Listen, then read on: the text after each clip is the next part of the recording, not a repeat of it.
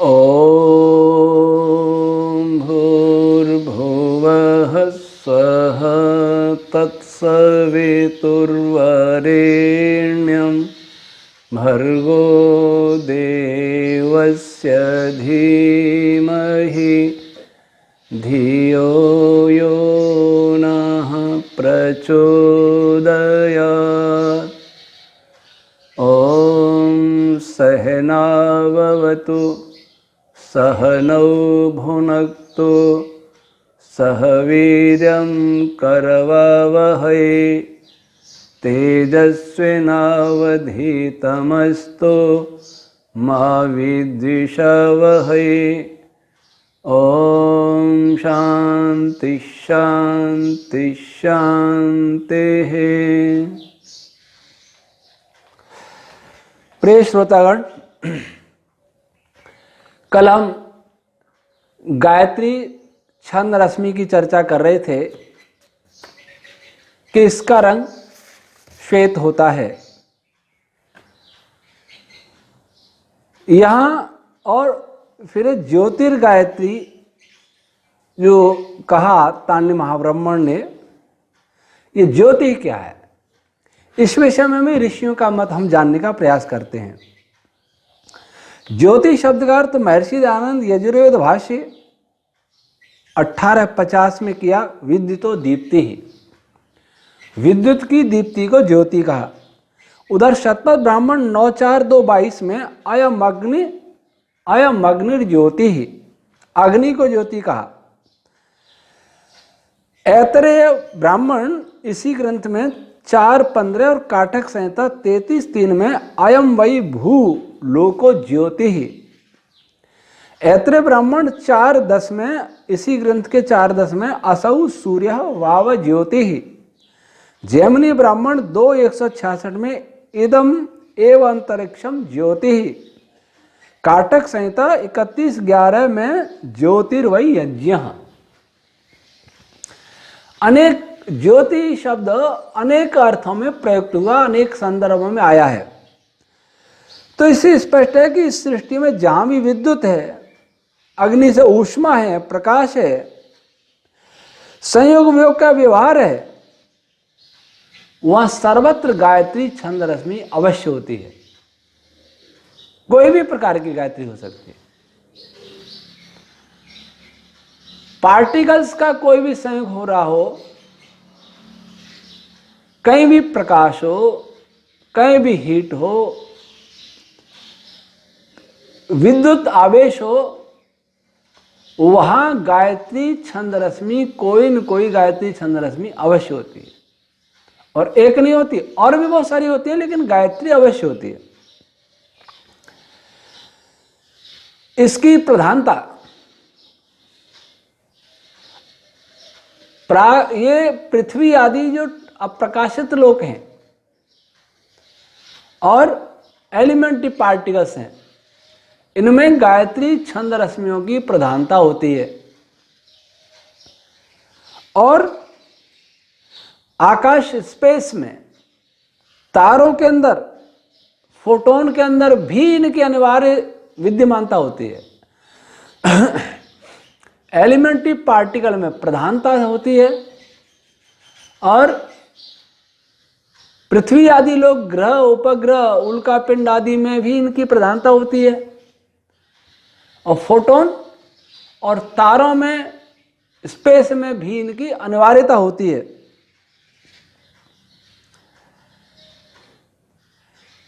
इससे क्या सिद्ध हुआ? बचा ही क्या,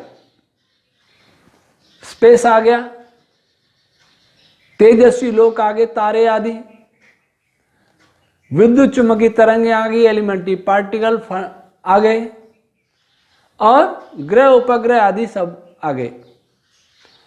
तो इससे ये संकेत मिला कि गायत्री छंद रश्मियां समस्त ब्रह्मांड में अवश्य विद्यमान, समस्त ब्रह्मांड में सर्वत्र सदैव विद्यमान रहती हैं। इनकी अविद्यमानता से ये न हो तो सृष्टि न बने, या तो कोई भी छंद रश्मि हो तो सृष्टि न बने, न हो तो, लेकिन इनकी सबसे अधिक आवश्यकता होती है। फिर कहा तस्य प्राणस्य त्व गायत्री, जो प्राण रश्मियां हैं उसकी त्वचा के समान गायत्री है। अर्थात गायत्री छंद रश्मियां प्राण रश्मियों को त्वचा के चमड़ी के समान आच्छादित कर लेती हैं। जैसे हमारी स्किन, त्वचा हमारे शरीर को ढके हुए है, वैसे ही प्राण रश्मियों को गायत्री छंद रश्मियां ढक लेती हैं, ढके रहती हैं। यह भी हम जानते हैं, नहीं जानते तो जानना चाहिए कि प्राण और छंदों का सदैव मिथुन रहता है, जोड़ा रहता है। इन दोनों के जोड़े नहीं बनेंगे तब तक सृष्टि नहीं बनेगी, कोई भी पार्टिकल नहीं बनेगा। जैसा कि महर्षि याज्ञवल्क्य जी ने शतपथ 1:4-1-2 में कहा, वाक् च वै प्राणस्य मिथुनम। ये दोनों जोड़े नहीं बनेंगे तो उससे आगे सृष्टि नहीं बनेगी और उनकी कोई सामर्थ्य नहीं होगी। लेकिन वो जोड़े बनाते समय वो जोड़ा ऐसे बनता है कि गायत्री छंद रश्मियां प्राण रश्मियों को चारों ओर से आच्छादित कर लेती हैं, घेर लेती हैं, ढक लेती हैं। यहां प्राण से अर्थ केवल प्राण नहीं बल्कि अपान, व्यान आदि ये 10 प्राण रश्मियां हैं।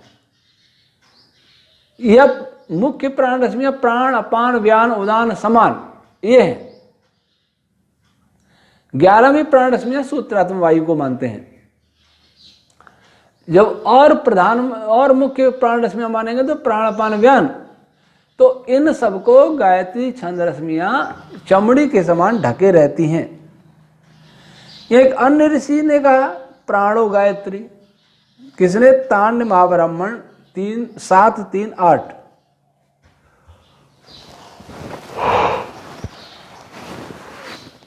ऐसा क्यों कहा? इसके कहने से ये और संकेत मिला कि वैसे तो सभी प्राण रश्मियों को गायत्री छंद रश्मियां ढक लेती हैं, लेकिन प्राण रश्मि को का साथ इनका संबंध विशेष होता है, इसलिए कहा प्राणो गायत्री। जो ये सोचते ही रश्मि क्या है वो हम पहले बता चुके हैं। जैसे पानी में लहरें, अनेक लहरें उठ रही हैं। कभी किसी समुद्र के पास जाकर के किनारे पर खड़े हों और देखें लहरें कैसे बनती हैं, या किसी तालाब में देखें लहरों के अंदर लहरें, लहरों के अंदर एक बड़ी लहर आ गई, सबको ढक लेगी, फिर आगे बढ़ जाएगी। तो सारे मनस्तत्व में ये लहरें उत्पन्न हो रही हैं। कोई ये भी कहेगा कि पानी का, समुद्र का तो एक तल है, किनारा है, क्या मनस्तत्व का भी कोई किनारा है? मनस्तत्व का भी किनारा होता है, लेकिन ये अंदर लहरें उत्पन्न हो रही हैं। 3D में कैसे होंगी? इस मनस्तत्व के अंदर भी अवकाश रूप आकाश विद्यमान होता है। इस मनस्तत्व के अंदर भी मनस्तत्व से सूक्ष्म परंतु प्रकृति से स्थूल मैथ तत्व विद्यमान होता है। इसलिए मनस्तत्व को सर्वथा एक पदार्थ नहीं माना जा सकता, उसमें ही कंपन होता है, उसमें ही लहरें उत्पन्न होती हैं। जैसे समुद्र के अंदर भी धाराएं चलती हैं, वैसे ये धाराएं चल रही हैं, लहरें चल रही हैं अंदर।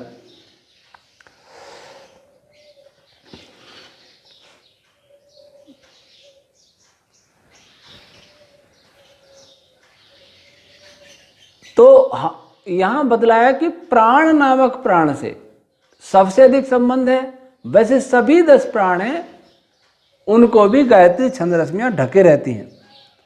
अब आया मुखम छंदसा मुखम गायत्री, तांड ब्राह्मण वाला।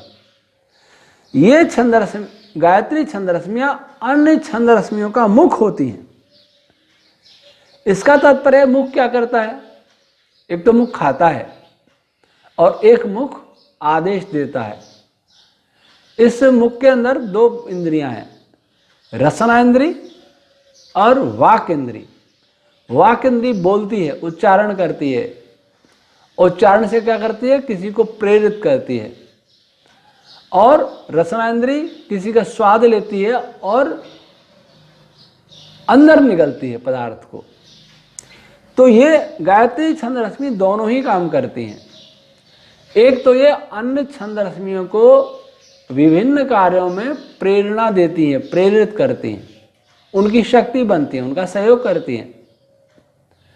केमिस्ट्री में जैसे बहुत सारे रासायनिक अभिक्रियाएं होते हैं ना, उत्प्रेरक, वैसे उत्प्रेरक की तरह कार्य करती हैं। और विभिन्न छंद रश्मियों को अपने विभिन्न छंद रश्मियों को अपने साथ मिला भी लेती हैं। और मुख शरीर में सबसे श्रेष्ठ अंग मुख ही होता है, इसलिए उस उपमा से ये गायत्री छंद रश्मियां अन्य छंद रश्मियों से श्रेष्ठ होती हैं। श्रेष्ठ का अर्थ है बल में भी श्रेष्ठ हैं, गति में भी श्रेष्ठ हैं, और प्रधानता भी सबसे ज्यादा इनकी होती है, इसलिए इनको मुख रूप कहा है। वीर्यम गायत्री, ये रश्मियां सृष्टि का वीर रूप है। क्यों वीर रूप है? क्योंकि यही उस मनस्तत्व में अन्य छंद रश्मियों की उत्पत्ति के लिए बीज वपन का कार्य करती हैं। यही बीज बोती हैं, सृष्टि बनाने का ही बीज बोती हैं, अर्थात संयोग प्रक्रिया को, विकार के बढ़ाने की प्रक्रिया को यही एक्टिवेट ज्यादा करती हैं, इसलिए वीर रूप है। और या गायत्री समिद्धानी यानी छंदांसी समिंधे, ये जो गायत्री रश्मियां हैं ये अच्छी प्रकाश, मतलब ये प्रकाशित होती हैं, इनमें प्रकाश होता है, और ये दूसरी छंद रश्मियों को भी प्रकाशित करती हैं। इससे ये समझना भूल होगी कि गायत्री छंद रश्मियों के प्रकाश को हम देख सकते हैं, ये हम पहले भी चर्चा कर चुके हैं। अभी हम उस प्रकाश की बात करते हैं जहां फोटोन भी नहीं है, और फोटोन भी दिखता नहीं है। फोटोन किसी को दिखाता है, स्वयं नहीं दिखता, तो अभी फोटोन नहीं बना है। फोटोन से पहले का जो अदृश्य प्रकाश है उसकी चर्चा यहां की जा रही है। तो ये स्वयं प्रकाशित होती हैं और दूसरी छंद रश्मियों को भी प्रकाशित करने में सहायक होती हैं। अब वाग्वई गायत्री, इसको वाग क्यों कहा? जबकि सभी छंद रश्मियां वाग रूपी हैं, सभी छंद रूप हैं, सभी छंदों को वाक ही कहा है, लेकिन इसको वाक क्यों कहा? विशेष रूप से क्यों कहा? इसलिए कहा क्योंकि वाक जो सबसे पहले कहा गया है वो ओम रश्मि के लिए है। तो गायत्री छंद रश्मि को वाक कहने का अर्थ ये है, एक तो ओम रश्मि स्वयं देवी गायत्री है, और दूसरा ये अर्थ हो सकता है कि इस गायत्री छंद रश्मि में सबसे अधिक ओम रश्मियां विद्यमान होती हैं। अगर कोई ये प्रश्न करेगा कि तत्सवितुर्वरेण्यम भर्गो देवस्य, इसमें ओम कहाँ है? वो ओम तो हम अलग से लगाते हैं और वो किसी मंत्र में लगाते हैं, तो इसमें ओम रश्मियां कहाँ विद्यमान है? तो इस विषय में हमारा मत यह है कि उस तरंग में नहीं, परंतु उन तरंगों, उन रश्मियों के बाहर और अंदर ओम रश्मियां निरंतर प्रकट होती रहती हैं। ओम रश्मियां ही सभी रश्मियों को बांधे हुए, तो सब जगह है। जहां ओम रश्मि नहीं होगी वहां कोई सृष्टि नहीं होगी। बीज तो सबसे पहला बीज तो ओम रश्मि नहीं बोया था, जो स्वयं भी गायत्री रूपी था, सबसे छोटा गायत्री। लेकिन मंत्रों के अक्षरों में ओम नहीं है, तो इसका तात्पर्य है कि फिर भी वाक कहा है, तो ये होता है कि जब गायत्री छंद रश्मि उत्पन्न होती है, प्रकाश उत्पन्न करने के लिए, विद्युत चार्ज उत्पन्न करने के लिए, और किसी के लिए, किसी को प्रेरित करने के लिए, तब वहाँ ओम रश्मियाँ अधिक मात्रा में दूसरी छंद रश्मियों की अपेक्षा अधिक मात्रा में प्रकट होने लगती हैं। और प्रकट होने से उस गायत्री मंत्र को ये इतने सारे गुणों को प्रदान करती है, अर्थात उनके प्रकट होने से ही गायत्री अधिक तेजस्वी होती है और गायत्री प्रधानता के आधार पर उत्पन्न होती है और गायत्री सभी क्रियाओं में अग्रणी भूमिका निभाती है। इसका मूल कारण यह है कि गायत्री रश्मि प्रकट होने के साथ ही वहाँ जो ओम रश्मियाँ प्रकट होती हैं वो इतनी मात्रा में होती हैं जितनी मात्रा में अन्य किसी छंद रश्मि के प्रकट होने के बाद नहीं होती हैं या प्रकट होने के साथ नहीं होती हैं। इस प्रकार हमने गायत्री छंद रश्मि के गुणों पर विस्तार से चर्चा की। अभी और विस्तार आएगा, ग्रंथ में आ जाएगा। अब इस पर विचारें कि गायत्री क्यों महत्वपूर्ण है। गायत्री न केवल जप के लिए महत्वपूर्ण है बल्कि सृष्टि के लिए भी सबसे महत्वपूर्ण है। और जो गायत्री का जप करते हैं वे गायत्री के जप की पद्धति नहीं जानते, वो अध्यात्म का विषय है। लेकिन गायत्री मंत्र मात्र बोलने से, वह भी अशुद्ध उच्चारण, उससे बहुत कुछ लाभ नहीं होता। गायत्री के नाम से बहुत व्यवसाय हो रहा है। इस छंद की भी मूर्ति बना दी गई। आचार्य श्री राम शर्मा जी ने इसकी मूर्ति बना दी। किसी छंद की मूर्ति नहीं होती है, अपनी कल्पना से तो किसी की मूर्ति बना रहे हैं। कल कोई त्रिष्टुप की मूर्ति बनाएगा, कोई अनुष्टुप की मूर्ति बनाएगा और कोई रामचरितमानस की चौपाइयों की भी मूर्ति बना लेंगे। ये बड़ा भयंकर कार्य है और वेद विद्या की हानि करने में इसने बहुत हानि पहुंचाई।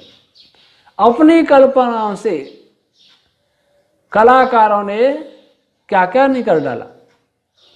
उनका मनोरंजन होता है, कुछ की आजीविका होती है, लेकिन भक्त लोग अंधकार के मार्ग पर चले जाते हैं। अस्तु, अब कुछ और महत्वपूर्ण बातों की चर्चा करते हैं जो आचार्य पिंगल ने अपने छंद शास्त्र में की हैं। उन्होंने छंद रश्मियों का देवता भी बताया है कि किस छंद रश्मि का देवता सबसे ज्यादा कौन होता है। छंद रश्मि का स्वर भी बताया है, छंद रश्मि का गोत्र भी बताया। पहले तो रंग बताया था, अब तीन चीजें और बताई, स्वर, देवता और गोत्र। तो छंद शास्त्र 3:63 में लिखा, अग्नि सविता सोमो बृहस्पति मित्र वरुण विंद्रो विश्वे देवा देवता। यहां गायत्री का देवता है अग्नि, उष्णिक का सविता, अनुष्ठ का सोम, पंक्ति का बृहस्पति, त्रिष्ट का मित्रावरुण, बृहति का है अग्नि है गायत्री का, उष्णिक का है ये सविता, फिर अनुष्टुप का सोम, बृहति का बृहस्पति और पंक्ति का मित्रावरुण, त्रिष्टुप का इंद्र और जगति का विश्वदेवा। एक एक छंद के एक एक देवता हो गए। वैसे ऐसा नहीं कि वेद संहिताओं में देखेंगे तो इसके अतिरिक्त देवता नहीं है, अतिरिक्त भी देवता हैं। लेकिन आचार्य पिंगल के कहने का यहाँ तात्पर्य है कि अधिकांश देखेंगे तो यही देवता होते हैं जो आचार्य पिंगल ने दिए हैं। देवता क्या होता है? देवता वह है जो किसी मंत्र का विषय होता है और सृष्टि प्रक्रिया में उस मंत्र से सबसे अधिक क्या प्रभाव उत्पन्न होता है, सार रूप में क्या प्रभाव उत्पन्न होता है, वह देवता कहलाता है। उसकी चर्चा बाद में आएगी। तो देवता ने सिद्ध की। अब देखिए स्वर, हर छंद को अलग अलग स्वरों में, निश्चित स्वरों में ही गाया जाता है। गायत्री को षड्ज स्वर में गाया जाता है। तो छंद शास्त्र, पिंगल छंद शास्त्र 364 में लिखा स्वराह षड्जर्षव गांधार मध्यम पंचव धैवत निषादाह। गायत्री को षड्ज स्वर में गाना, उष्णिक को ऋषभ, आगे गंधार, मध्यम, पंचम, धैवत और निषाद, ये भी 7 स्वर हो गए। अब इनका गोत्र, अब गायत्री आदि जो छंद है इनका गोत्र भी बताया। गायत्री को आग्निवेश्य, अगले का काश्यप, फिर अगले का गौतम, फिर अगले का अंगिरस, फिर अगले का भार्गव, फिर अगले का कौशिक, फिर आगे का वासिष्ठ। अब छंद केवल गाने के लिए होता है तो उनके गोत्र कहां से आ गए, इसका क्या अर्थ है? ये तो ऋषियों के नाम दिखाई दे रहे हैं। वासिष्ठ, वशिष्ठ का बेटा, भृगु का बेटा, कुशिक का बेटा, कुश का बेटा, कौशिक तो विश्वामित्र को कहते थे। तो ये गोत्र कहां से आ गए? ये गोत्र क्या है? गोत्र ये बताते हैं कि गायत्री छंद रश्मि किस पदार्थ से उत्पन्न हुई है, ये बता रहे। गायत्री कोई भी छंद रश्मि, गोत्र भी यही बताता है कि वो कौन किससे उत्पन्न हुआ है। वैसे जड़ पदार्थों में भी जो कारण पदार्थ है वो गोत्र नाम से जाना जाता है। अब गायत्री छंद के बारे में विचार करें।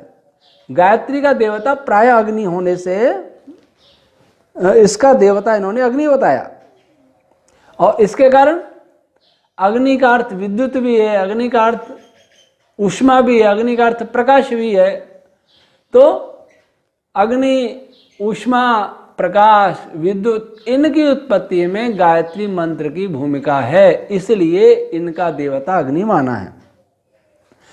गोत्राग्निवेश भी यह संकेत दे रहा है कि गायत्री रश्मियां विद्युत अग्नि के उत्पादक और धारक अवस्था को उत्पन्न करती हैं। पदार्थ की वह अवस्था जिसमें विद्युत है, इलेक्ट्रिसिटी है, इलेक्ट्रिक चार्ज है, जिसमें हीट है, जिसमें लाइट है, ऐसी अवस्था उत्पन्न हो रही है, उसमें गायत्री की भूमिका, इसलिए इसका गोत्र माना आग्निवेश्य, अग्निवेश से उत्पन्न, अग्नि प्रविष्ट कराने वाला।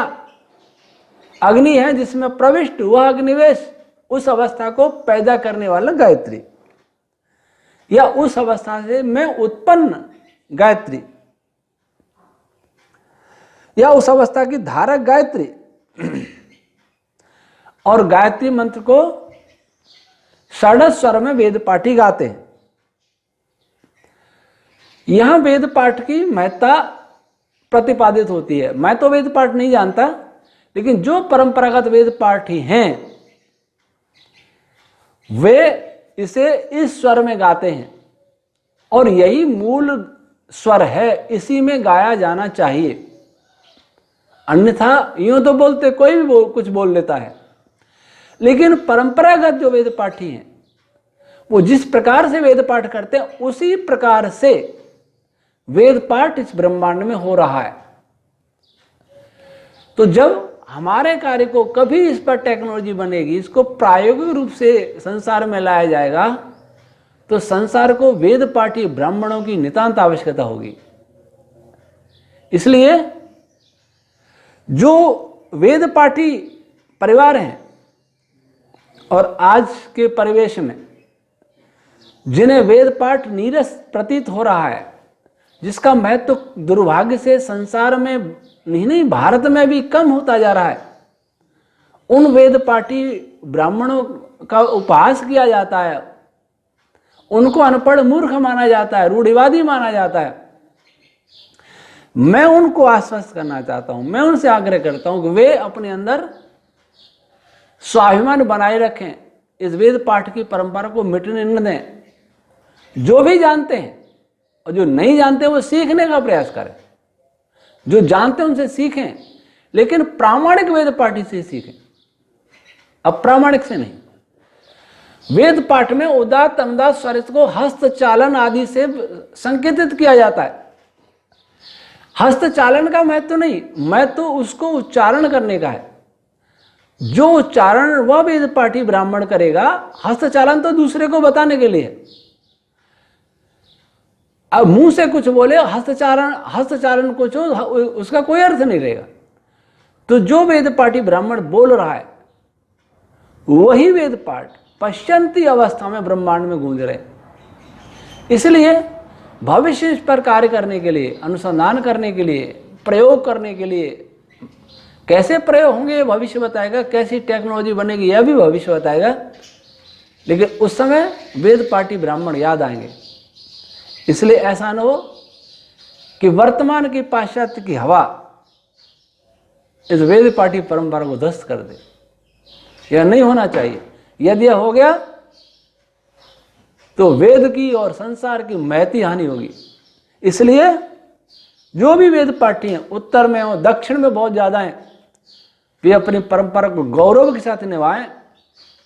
एक समय आएगा जब उनका वेद पाठ संसार में प्रतिष्ठित होगा, संसार में सम्मानित होगा, प्रतिष्ठा को प्राप्त होगा, और उनका वेद पाठ सृष्टि को जानने की प्रक्रियाओं को समझाएगा। और ऐसा ही नहीं, उसके द्वारा मैं समझता हूं, अनुमान होता है कि उससे नई नई दिव्य तकनीकें भी विकसित हो सकेंगी। तो इसका स्वर है गायत्री का षडज। षट के विषय में निरुक्त 4:27 में लिखा षट पुनः सहते, अर्थात और सहस बल नाम। सहन कैसा बल? सहन करने वाला, वहन करने वाला, सहारा देने वाला, जीतने वाला, दबाने वाला, धारण करने वाला, ऐसा बल। तो इन गायत्री छंद रश्मियों में इस प्रकार का बल होता है, या ये छंद रश्मियां इस प्रकार का बल उत्पन्न करती हैं। इससे ये रश्मियां अन्य रश्मियों को आश्रय देती हैं, उनको नियंत्रित करती हैं, उनको धारण करती हैं, उनको संपीड़ित कंप्रेस करती हैं, कंडेंस करती हैं, और उनको ढोती हैं, ले जाती हैं, उनका परिवहन करती हैं, ट्रांसपोर्टेशन करती हैं। तो गायत्री छंद रश्मियां इतना कार्य करती हैं, दिखने में कुछ नहीं। अभी याद रहे, फिजिक्स वाले छात्र याद रखें कि अभी कोई भी पार्टिकल नहीं बना है, और जो सूक्ष्म गायत्री है, अगर दिव्य दैवी गायत्री की बात करें तो वो बन गई है, तब तक स्पेस भी नहीं बना है। क्योंकि गायत्री 8 प्रकार की होती है, जिसकी चर्चा बाद में करेंगे। लेकिन जो गायत्री मंत्र हम बोल रहे हैं, बोलते हैं, प्रायः जानते हैं, जिसको गायत्री मंत्र माना जाता है, उसकी उत्पत्ति स्पेस की उत्पत्ति के बाद में होती है। तो ये गायत्री मंत्र, गायत्री छंद का स्वरूप संक्षेप में यह समझाया गया।